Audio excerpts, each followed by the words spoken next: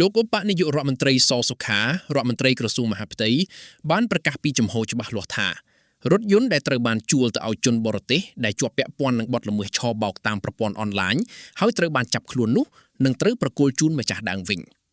ការប្រគល់ជូននេះគឺក្នុងករណីដែលម្ចាស់រថយន្តមានឯកសារជួលនិងឯកសារកម្មសិទ្ធិស្របច្បាប់និងច្បាស់លាស់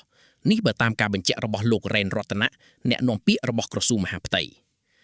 ក្នុងពេលជាមួយនេះលោកសសុខាក៏បានដាក់ចេញនូវបទបញ្ជាយ៉ាងម៉ឺងម៉ាត់ហាមដាច់ខាតមិនឲ្យសមត្ថកិច្ចគៀបសង្កត់ទាមទារប្រាក់ពីម្ចាស់រថយន្តណាមួយជាថ្នូរនឹងការបំពេញបែបបទប្រគល់រថយន្តនោះឡើយលោករ៉េនរតនៈបានដកស្រង់សម្ដីលោកឧបនាយករដ្ឋមន្ត្រីសសុខាថាដាច់ខាតមិនត្រូវឲ្យមានការគៀបសង្កត់ទាមទារប្រាក់ជាថ្នូរនឹងការបំពេញបែបបទប្រគល់រថយន្តជូនទៅប្រជាពលរដ្ឋដែលជាម្ចាស់រថយន្តទោះជាយ៉ាងណាពាក់ព័ន្ធនឹងទស្សនវិជ្ជាផ្លូវច្បាប់លោកកៅតរិទ្ធរដ្ឋមន្ត្រីក្រសួងយុតិធធបានបញ្យល់លម្អិតពីលក្ខខណ្ឌសំខាន់មួយសម្រាប់ការប្រគល់ទ្រព្យសម្បត្តិជូនម្ចាស់វិញលោកបានបញ្ជាក់ថា